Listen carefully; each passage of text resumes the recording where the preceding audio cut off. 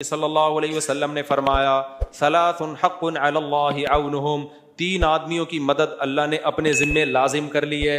ایک وہ غلام جو اپنے آپ کو غلامی سے آزاد کروانا چاہتا ہے کہ مالک کو پیسے دوں اور میں آزاد ہو جاؤں، اللہ اس کے لیے پیسے کا انتظام کر دے گا، کیونکہ اللہ تو پہلے ہی چاہ رہے تھے کہ تو آزاد ہو۔ دوسرا، آپ صلی اللہ علیہ وسلم نے فرمایا وہ مجاہد جو اللہ کے راستے میں جہاد کرنے کے لیے نکلا ہوا، اللہ تو چاہ رہے ہیں کہ پہلے ہی زمین پر اللہ کا نظام آئے اور ظلم ختم ہو، تو ظلم کی آواز کے خلاف آواز اٹھا رہا ہے، تو جو کام اللہ چاہتے ہیں وہی تو بھی کر رہا ہے۔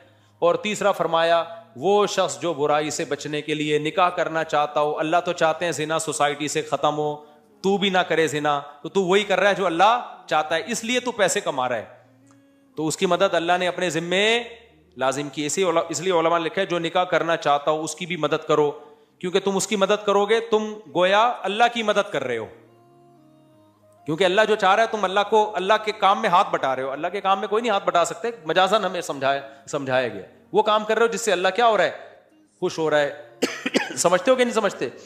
تو اس لیے صبح پڑھائی کرو، شام کو کیا کرو۔ اب تو اتنے کمانے کے ذریعے، فری لانسنگ کے ذریعے کتنے کام ہو رہے ہیں، کتنی بزنس میں آسانیاں پیدا ہو گئی ہیں، اتنا کچھ ہے کہ جہاں آبادی ہو وہاں کوئی بھوک سے نہیں مرتا۔ تو جب آپ یہ کام کرو گے تو پھر کیا ہوگا، ایسا نہیں کہ ڈیفنس کے رشتے آنا شروع ہو جائیں گے، نہ نہ نہ۔ جب آپ کی ٹماٹر کی پہلی ریڈی ہوگی تو پتہ ہے کس کا رشتہ آئے گا؟ اس کا رشتہ آئے گا جس کا خود اپنا ٹماٹر کی ریڈی ہے، وہ اپنی بیٹی آپ کو دے دے گا کہ میرا بھی ٹماٹر کا کام ہے، میں ایک ریڈی میں اپنی 6 بیٹیوں کو کھلا رہا ہوں، تو یہ ایک ریڈی میں میری ایک بیٹی کو نہیں کھلا سکتا، تو ٹماٹر والا اپنی بیٹی آپ کو دے دے گا۔ یہ آپ کی پہلی شادی ہوگی۔ اس کے بعد پھر آپ کا کام ہمیشہ ٹماٹر والے، یہ تھوڑی کہ 20 سال پہلے جو ایک ریڈی لگاتا تھا آج بھی ایک لگا رہا ہے، جو 20 سال پہلے ایک ریڈی لگاتا تھا اب اس کی سبزی منڈی میں، وہ آڑتی ہوتے ہیں نا، آڑتی میں نے خود دیکھے ہیں، ہوائی بات نہیں کر رہا، ہمارے محلے میں ایک سبزی والا صبح و شام ریڈی سے سبزی بیچتا تھا، اس کے بعد اس نے ایک دکان بنائی، اس کے بعد کروڑوں روپے کا بزنس ہے۔ ایک آدمی کو ہم نے دیکھا چھوٹے موٹے اسکریپ کا کام کرتا ہے، پھر اس نے بڑھایا، آج اس کا کروڑوں روپے کا بزنس ہے۔ بزنس میں اللہ نے برکت رکھی ہے، تو ہمیشہ ایک ریڈی پہ تھوڑی رہو گے۔ ہاں، ایک ریڈی پہ جب رہو گے جب گرل فرینڈ رکھی ہے آپ نے، کیونکہ جتنا ٹماٹر کے پیسے بچیں گے سارے گرل فرینڈ پہ خرچ ہو جائیں گے آپ۔ تو میرے بھائی پھر کیا ہوگا، تو وہ بڑھے گی، اس دوران آپ کے بچے بھی ہوتے چلے جائیں گے، تو بیٹا جیسے ہی بڑا ہوگا وہ بھی ٹماٹر میں آپ کے ساتھ آ جائے گا۔ سمجھتا ہے بات کو؟ ایسے بھی یہ جتنی میں باتیں کر رہا ہوں سب کی مثالیں دیکھی میرے پاس موجود ہیں۔ ہمارے ایک دوست چمن میں، ان کا چھوٹا سا ٹھیا تھا، ان کے بیٹے نے مجھے بتایا کہ میرے ابا کا چھوٹا سا ٹھیا تھا، کہہ رہے ابا نے شادیاں بھی کی، شادی ہوئی، دوسری شادی، انہوں نے کہا اللہ پہ توکل، بیٹے بھی ہوتے رہے، بیٹیاں بھی ہوتی رہیں، ان کے 16 بیٹے 16 بیٹیاں، 32، 3 بیویاں۔ تو کہہ رہے ہیں بیٹے جیسے جیسے بڑے ہوئے نا اس کھوکھے میں ابا کے ساتھ شریک ہوتے ہوتے بزنس کو بڑھاتے رہے، اب دبئی میں کروڑوں روپے کا بزنس ہے ان کا۔ نہیں آئی بات میرا خیال ہے؟ کیونکہ بیٹا جس طرح سے بزنس میں آپ کا ساتھ دیتا ہے نا، ملازم تو خود کھا جاتا ہے بزنس کو، بیٹوں کو تو پتا ہوتا ہے ہمارا ہی ہے بھائی، اس لیے وہ صحیح طریقے سے اس میں کام کرتے ہیں۔ تو اس لیے میرے بھائی آپ نے ٹماٹر کی ریڈی لگا لی، ٹماٹر تو میں ایک مثال دے رہا ہوں، کچھ اور لگا لو، آپ گٹکے کی دکان نہیں کھول لینا بس۔ تو اب کیا ہوگا، پھر آپ کے بچے بھی ہوں گے، اللہ پہ توکل کرو، اللہ کھلاتا ہے، اللہ پلاتا ہے، تو بیٹیاں بھی ہوں گے، بیٹی ہوتی بالغ ہوتی اس کی شادی کرو، اور بیٹے ہوں گے تو وہ آپ کے ساتھ بزنس میں شریک ہوتے چلے جائیں گے، اور آپ کا ویسے بھی بزنس ایک ٹماٹر پہ نہیں رہے گا، بڑھ چکا ہوگا۔ اس کے بعد کیا ہوگا میرے بھائی، اس کے بعد پھر آپ کے ہاں دولت کی ریل پیل انشاءاللہ شروع ہو جائے گی۔ پھر آپ کرو ایک اور شادی، آپ کہہ سکتے ہو اب تو میں بڈھا ہو جاؤں گا، نہ اس سے پہلے ہی ہو جائے گا انشاءاللہ یہ سب کچھ۔ اور چونکہ ٹائم پہ آپ کی شادی ہو چکی تھی لہذا آپ سیکشولی ویک بھی نہیں ہوگے، کیونکہ ٹائم پہ شادی ہو چکی تھی نا، تو ایسا نہیں ہوگا کہ آپ بالکل ہی، تو وہ چونکہ کمزور وہ ہوتا ہے جس کی ایک قوت استعمال ہی نہیں ہو رہی ہوتی، یا کہیں اور غلط استعمال ہو رہی ہوتی، وہ مینٹلی کمزور ہوتا ہے۔ پھر جسمانی طور پر تو یہ ہینڈ پریکٹس وغیرہ سے کوئی کمزوری نہیں آتی، لیکن دماغ کے ساتھ کھیل رہے ہوتے ہو آپ۔ اس میں کیا خرابیاں ہیں وہ ابھی میرا ٹاپک نہیں ہے، کہ یہ جو ہاتھ سے لوگ اپنے آپ کو فارغ کرتے ہیں اس میں کیا کیا خرابیاں ہیں۔ ڈاکٹر تو ایک فزیکلی رپورٹ پیش کر دے گا کوئی خون کی کمی نہیں. بھائی اتنا نہیں ہے, اتنا سادہ نہیں. لوط علیہ السلام کی قوم لڑکوں سے بدفعلی کی عادت تھی لیکن نامرد ہو چکی تھی, پتہ ہے آپ کو. ان کا بھی فزیکل ٹیسٹ کرواتے تو کوئی خرابی نہیں تھی, سارے ہارمونز برابر تھے. لیکن جب ان سے کہا گیا نکاح کرو تو انہوں نے کہا ہمیں عورت میں رغبت ہی نہیں ہے. تو یہی تو مردانہ کمزوری ہے کہ جہاں رغبت ہونی چاہیے وہ رغبت رہی نہیں ہے. تو جو ہاتھ سے اپنی خواہش پوری کرتے ہیں وہ مینٹلی ڈسٹرب ہو چکے ہوتے ہیں, کیونکہ ایک چیز پہ ان کا دماغ سیٹ ہو چکا ہوتا ہے. تو ان کو وہ بھرپور فائدہ نہیں ہوتا جو اس بیماری سے بچے ہوئے ہیں. تو خیر اب کیا ہے میرے بھائی, آپ تو اللہ تعالیٰ مدد کرے گا, پھر جب اللہ دولت دے گا تو ایک اچھے بہت اونچے خاندان میں کر لینا, کیا خیال ہے. پھر اور دے گا تو ایک اور کر لینا, پھر اور دے گا تو اس کے بعد آپ بھی تو ایک حد تک ہی ہو نا. اس کے بعد آپ میں بھی تو ایک اتنی بھی نہیں ہے کہ آپ ساری دنیا میں آپ اکیلے ہی آدمی پیدا ہوئے ہو. کیا خیال ہے بھائی. ہر طاقت اللہ نے انسان میں محدود رکھی ہے. تو یہ کام کریں آپ. لیکن اگر پڑھائی کے چکر میں شادی کو ڈیلے کیا تو پھر اس کی کوئی انتہا نہیں ہے. پڑھائی کی تو دیکھو, میں نے تو زیادہ پڑھا ہی شادی کے بعد ہے, کیونکہ درس نظامی تو ہم نے پڑھ لیا تھا شادی سے پہلے. لیکن جو موقع ملتا ہے نا ٹیچنگ کا, اصل میں تو ایجوکیشن اس وقت ہوتی ہے جب وہی کتابیں ہم طلبہ کو پڑھاتے ہیں. جب ہم خود پڑھتے تھے تو بعض دفعہ یہ ہوتا تھا ابے گزارو امتحان میں اس کے آنے کے چانس نہیں ہے, بعض طالب علم تو ڈنڈی مار دیتا ہے. لیکن جب طلبہ کو پڑھانے کے لیے ہم بیٹھے اس وقت میری شادی ہو چکی تھی. میرا جو تدریس کا پہلا سال تھا, شادی بھی میری اسی سال ہوئی ہے. جب میں ٹیچر بنا ہوں نا تو پہلا دن جو میرا ٹیچنگ کا تھا میں میرڈ تھا وہ. تو اس وقت اصل میں میرا امتحان شروع ہوا. اب طلبہ کو پڑھانا ہے تو پھر تو اسٹڈی لازمی کرنی پڑتی ہے انسان کو, اور ہر سبق کی اسٹڈی صحیح طرح سے کرنی پڑتی ہے. تو اصل تو محنت اس وقت شروع ہوئی جب ہماری شادی ہو چکی تھی.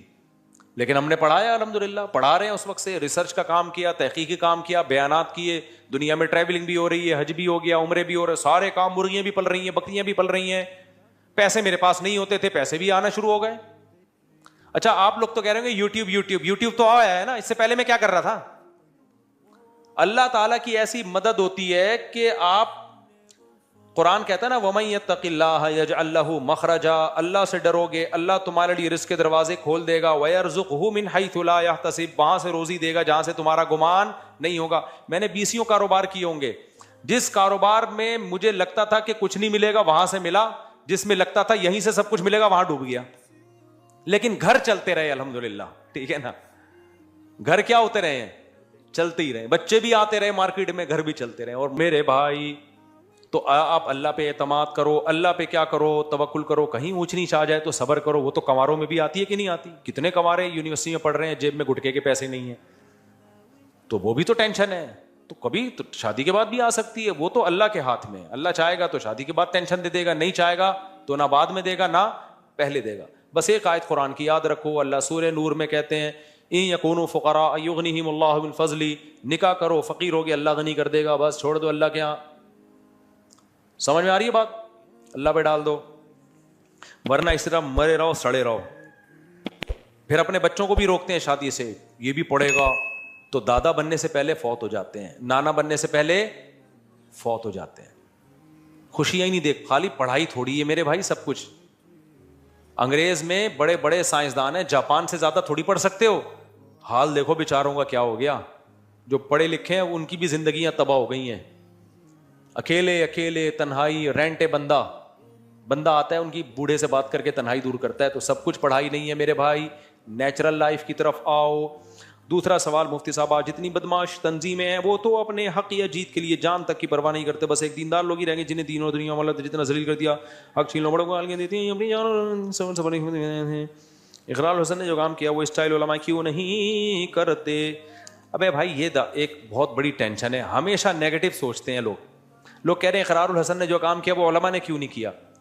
اگر یہ تو پھر سوال ہے, بعض کام علماء کر رہے ہیں وہ اقرار الحسن نے کیوں نہیں کیا. ہمارے ایک استاذ بڑی پیاری بات کہتے ہیں, ہم لوگ نیگیٹو بہت سوچتے ہیں.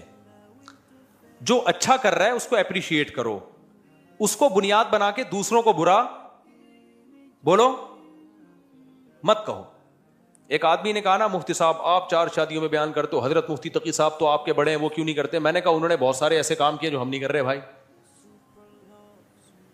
وہ بہت سارے ایسے, اتنا بڑا ادارہ وہ دارالعلوم کرنگی, اتنی خوبصورت ادارہ ہے وہ, جاؤ خدا کی قسم بانچیں کھل جاتی ہیں انسان کی. میں تو نہیں چلا سکتا ایسا ادارہ, میں تو اس کے 10واں حصہ بھی نہیں چلا سکتا. تو یہ جو منفی سوچ ہے نا, ہر وقت دوسروں کے کیڑے نکالنا بیٹھ کے, یہ بہت غلط عادت ہے. اور یہ ہمارے اسکالرز نے ہمیں اس کام پہ ڈالا ہے, کیڑے نکالتے رہو, وہ یہ نہیں کر رہا, وہ یہ نہیں کر رہا, وہ یہ نہیں کر رہا. سیاستدانوں نے بھی ہمیں اس پہ ڈال دیا ہے, مولوی یہ نہیں کر رہے, مولوی یہ نہیں کر رہے. بھائی جان آپ کے پاس کوئی پیکج ہے, آپ دے دو لوگوں کو, مولوی بھی کرنا شروع کر دیں گے وہ پیکج تو دو نا. ایک اسکالر ہے وہ مولوی یہ نہیں کر رہے, مولوی یہ نہیں کر رہے, انقلاب نہیں لا رہے, آپ کیا لا رہے ہو؟ آپ بھی تو باتیں ہی کر رہے ہو بیٹھ کے. کتنے لوگ ہیں فلسطین کے لیے, مولوی یہ نہیں کر رہے, مولوی یہ نہیں کر رہے. بھائی مولوی اگر کچھ کر رہا ہوگا تمہیں بتا کے تھوڑی کرے گا, وہ آپ سے جو ہو رہا ہے وہ آپ کر لو, اپریشیٹ بھی کرو, میں نے یہ کیا, لوگوں تم بھی یہ کر لو. تو اتنا ٹائم اپنی خوبیوں کو بیان کرنے میں نہیں لگتا جتنا دوسروں کی برائیوں میں لگ رہا ہے. جو اچھا کام کر رہا ہے اپریشیٹ کرو, ماشاء اللہ, ویل ڈن. یہ نہیں کہو یہ کر رہا ہے یہ نہیں کر رہا. یہاں جہاں آپ نے یہ کہا نا یہ نہیں کر رہا, تمہاری کھوپڑی میں نا گوبر بھرا ہوا ہے. اصل میں تم لوگوں کو سب کے خلاف کرنا چاہ رہے ہو. تو اقرار الحسن نے خاندانی کام کیا, بہت اچھی بات, اپریشیٹ کرو. یہ نہیں کہو مولوی یہ کیوں نہیں کر رہے, یہ پھر بہت لمبا, پھر بڑا مسئلہ ہو جائے گا. تو جو کام اچھا کر لیا اس میں کیا کیا, میں نے بھی تعریف ریکارڈ کروا دی. اقرار الحسن زندہ باد. شف والی پھونکوں والی سرکار کی پھونک کیا کر دی اس نے, نکال دی, بہت اچھا کام کیا.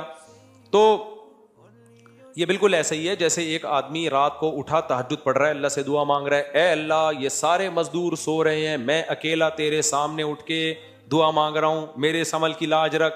اے اللہ میں نے بھی دن بھر مزدوری کی, میں بھی اتنا ہی تھکا تھا جتنا یہ تھکے ہیں, لیکن میں نے نیند قربان کی, انہوں نے قربان نہیں کی. دیکھ رہا ہے میرے اس عمل کی لاج رکھ.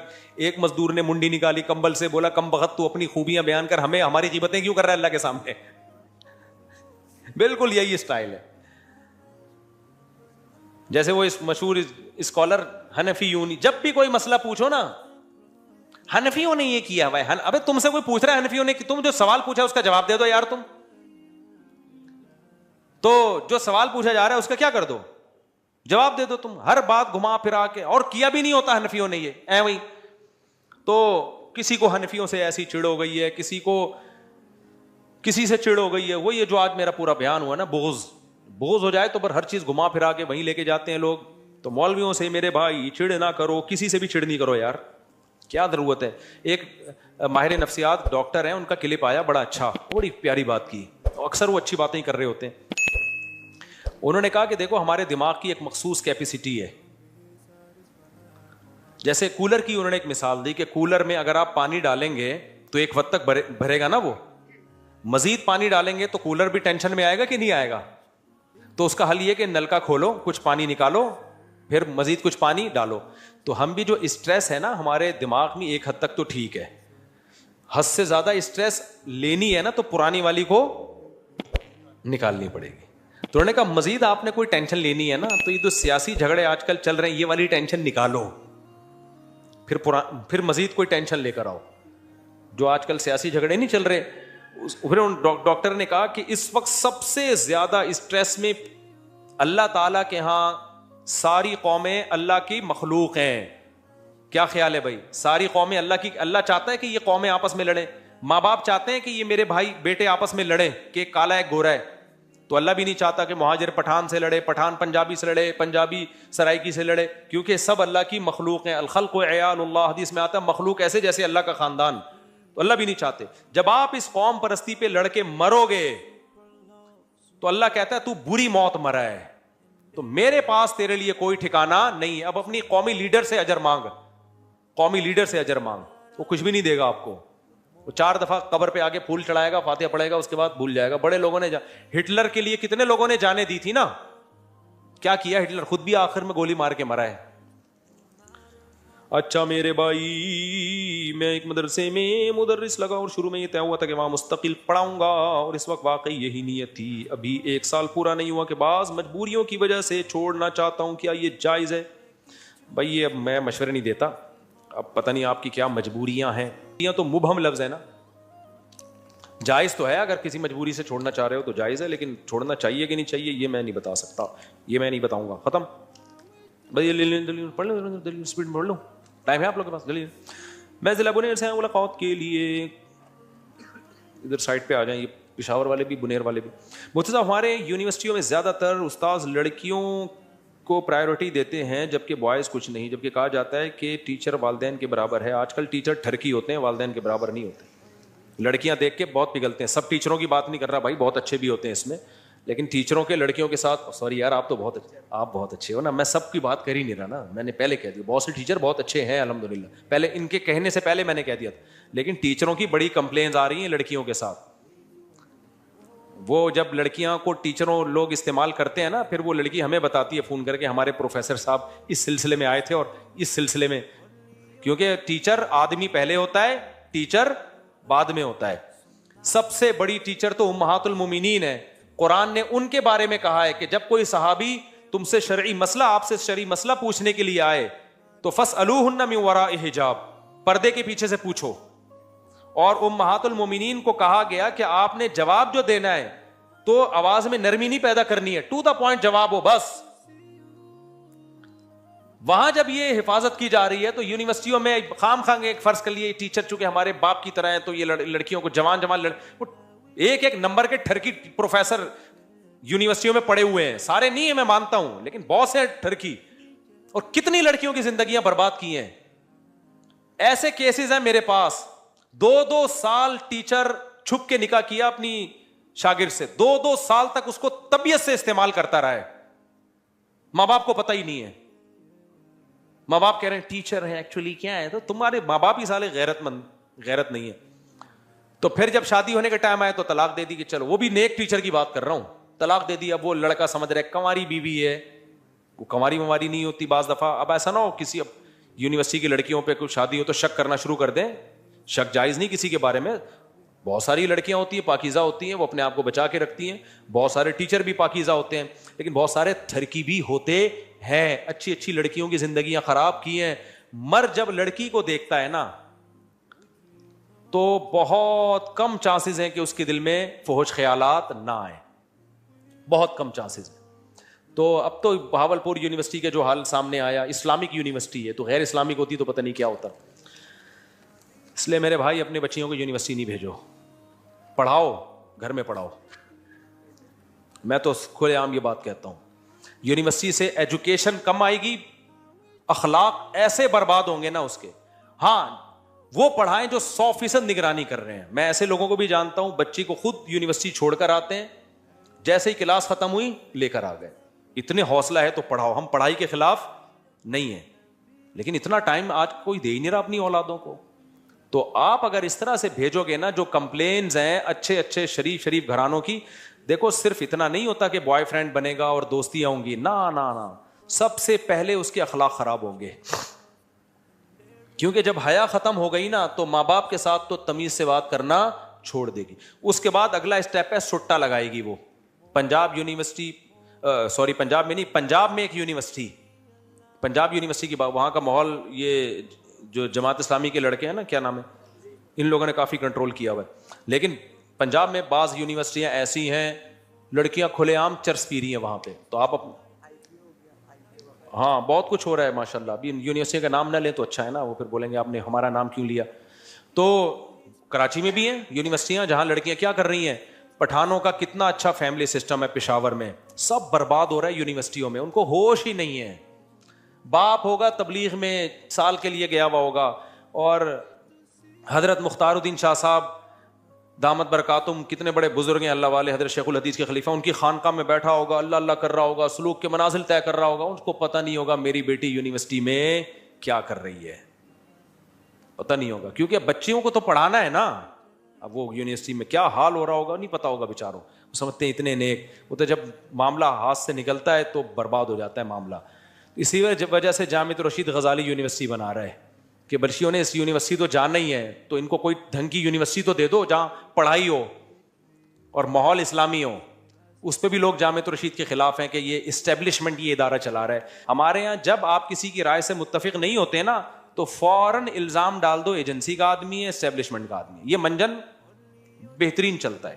آپ کی پالیسی سے کوئی بھی اختلاف کرے تو سیاسی لیڈروں میں بھی یہی ہوتا ہے, سیاسی لوگوں میں, تو ان کی پالیسی سے آپ اختلاف کر سکتے ہو. یہ منجن جو ہے نا کہ فلانے آدمی اور ڈمکانے آدمی, یہ بیکار کی بات ہے. نماز جنازہ کی کتنی شرائطیں؟ صرف 4 فرض ہیں نماز جنازہ کے، 4 تکبیرات. اس لیے نماز جنازہ کی دعا نہیں بھی آتی نا تو تکبیر کہہ دیا کرو. یہاں بھی وہی ہے. ابھی کسی نے ایک اسکالر سے پوچھا کہ نماز جنازہ، اس نے کہا حنفیوں کی بہت مختصر نماز ہوتی ہے. ابے تم سیدھا سیدھا تم طریقہ بتا دو بھائی، سنت یہ ہے، کیا خیال ہے؟ علماء احناف سے بھی ہم نے سنا ہے، خود میں نے سنا ہے کہ یہ جو اتنی مختصر ہم دعا مانگتے ہیں، یہ نہیں، اس کے علاوہ بھی حدیث میں دعائیں ہیں نماز جنازہ میں، وہ بھی مانگنی چاہیے. خود حنفی علماء سے ہی ہم نے سنا ہے.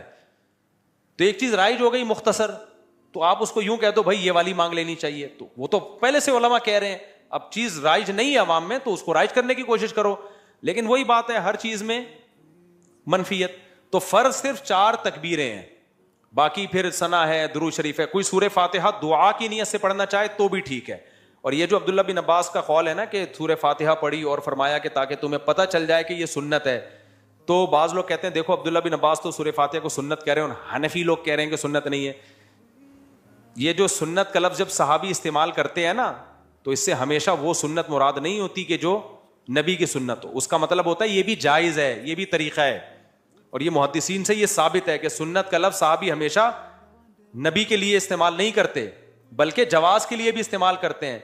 اور عبداللہ بن عباس نے یہ کہا بھی اسی وجہ سے تاکہ لوگوں میں رواج نہیں تھا سورہ فاتحہ کا. تو رواج کیوں نہیں تھا؟ نبی سے نہیں سنی انہوں نے، تبھی تو رواج نہیں تھا. تو انہوں نے کہا یہ بھی جائز ہے، اس سے اتنا بائیکاٹ کر لینا کہ اس کو حرام سمجھو، یہ غلط ہے. تو یہ تو حناف کے مسلک کی تائید ہو رہی ہے اس سے.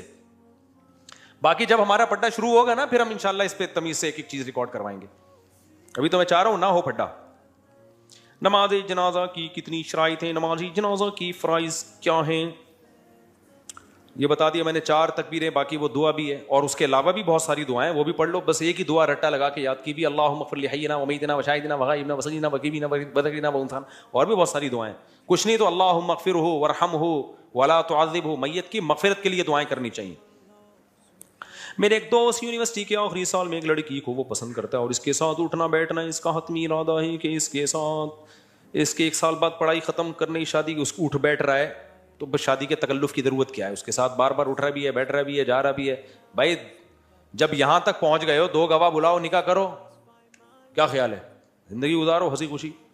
ایسی صورت میں یہ کہتا ہوں لڑکی کی ماں باپ کی بھی اجازت ضروری نہیں ہے، کیونکہ ماں باپ نے اتنا لڑکی کو اختیارات کیوں دیے کہ بوائے فرینڈ کے ساتھ گھومے؟ جب اتنا کر دیا ہے تو بوائے فرینڈ بنانے سے پہلے اس نے آپ سے نہیں پوچھا، اب نکاح سے پہلے بھی نہیں پوچھے گی وہ. میں مانتا ہوں کہ باپ سے پوچھنا چاہیے، لیکن باپ پھر باپ بن کے بھی دکھائے، وہ نگرانی کرے. وہ کہے کہ بیٹا کسی سے دوستی نہیں لگانی، جو اچھا لگے مجھے بتا دینا، میں نکاح پڑھا دوں گا. دوستی لگانے کی اجازت دے دی، اب نکاح پڑھانے میں کہہ رہے ہیں کہ میری غیرت کے خلاف ہے کہ تم میری مرضی کے بغیر شادی کرو. تو تمہاری غیرت کے یہ خلاف ہے کہ لڑکا اس کے ساتھ اٹھ بیٹھ رہا ہے صبح شام. تو یہ سمجھ میں آنے والی باتیں نہیں ہیں. تو ایسی صورت میں بھائی دونوں نکاح کرو ایسی کی تیسی، اور کورٹ میرج کرو. پھر میرے پاس آتے ہیں لڑکی کو بھگا کے لے آتے ہیں، آپ شادی کرا دو. پاگل ہوں میں؟ جاؤ عدالت میں جاؤ، کل پکڑا جائے گا میرے پر ڈالے ان نے بولا تھا.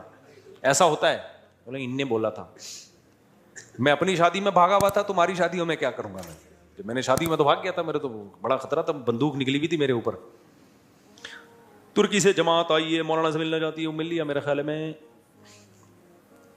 مولانا جوان بندے کو شادی کے بعد جماعت میں 7 ماہ کے لیے جانا جائز ہے؟ بیوی کو لے کے جائے یار، بیوی کو لے کے جایا کرو جماعت میں جب اپنے ساتھ جاؤ، خاندانی ہونے کی علامت ہوتی ہے. 7 ماہ کے لیے جاؤ لیکن بیگم کو ساتھ لے کے جاؤ. اگر وہ کہیں کہ اس کے قواعد پورے نہیں ہوتے پہلے یہیں اس کے قواعد پورے کرا دو پھر لے کے جاؤ. وداؤٹ بیوی کہیں بھی نہیں جاؤ لمبے عرصے کے لیے. ابھی مجھے 1 مہینے کے لیے بلا رہے تھے کسی ملک میں، 15-20 دن کے لیے، تو میں چلا جاتا ہوں. 1 مہینہ 1.5 مہینہ میں نے بولا جاؤ، بیگم کا بھی ویزا دیتے تو ہم آئے گا، ورنہ میں پاگل ہوں میں 1.5-2 مہینے میں. بہت مشکل زندگی ہو جاتی ہے انسان کی. صرف یہ نہیں ہوتا کہ جو ہے وہ انسان کو گناہ کا خطرہ، اس کے علاوہ بھی بہت سارے مسائل ہوتے ہیں نا. تو اکیلا آدمی کیسے پڑا رہے گا؟ پنکھا ہی چلاتا رہے گا کیا؟ پنکھا چلا کے سو گئے، کتنے دن پنکھا چلائیں گے بھائی؟ کیا خیال؟ اچھا، اللہ تعالیٰ شفا عطا فرمائے. دل سے دعا ہے بھائی، اللہ تعالیٰ دل سے دعا ہے، اللہ شفا. ہاں، ان کی بھانجی ہے، بچی کا نام ماہرہ ہے، اس کے گھٹنوں میں پانی بھر گیا ہے. دعا کریں اللہ تعالیٰ شفا دے. میں اور یہ آج بات نہیں کر رہا, میں 2005 یا 6 کی بات ہے, میں پنجاب گیا, 1 مہینے کے لیے بلائے, انہوں نے مسجد میرے حوالے کر دی, 1 مہینہ آپ سنبھالیں.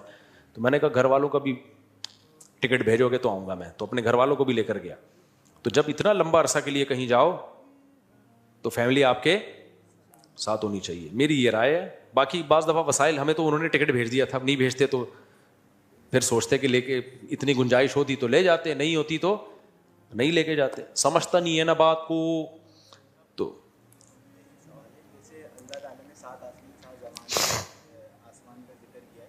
آسمان کو تو سمجھ میں آتا ہے, ہاں زمینیں کہاں ہیں 7؟ 7 زمینیں, اور جیسے اللہ کے کعبہ شریف کے اوپر فرشتے طواف کرتے ہیں, اس کے اوپر اللہ کا عرش ہے اور اس کے اوپر کرسی ہے. جی تو وہ ایک اوریجن پوائنٹ ہو گیا. تو 7 دیکھو یہ جو اللہ کی کرسی, اللہ کا عرش, یہ سب متشابہات میں سے ہیں, اس کی کیفیت ہمیں بالکل معلوم نہیں ہے. تو خود قرآن نے کہہ دیا کہ ان کی کیفیت میں مت پڑھو, تو خود قرآن کہہ رہا ہے. تو خلاصہ آخری ایک لفظ میں, نکاح بھی جلدی کرو اور جہاں جاؤ بیگم کے ساتھ, یہ خاندانی ہونے کی بولو علامت. تو ایسے خاندانی بن, بس یہ خلاصہ ہے آخر. وہ مالک نہیں, بس میری جان چھوڑ. تیسری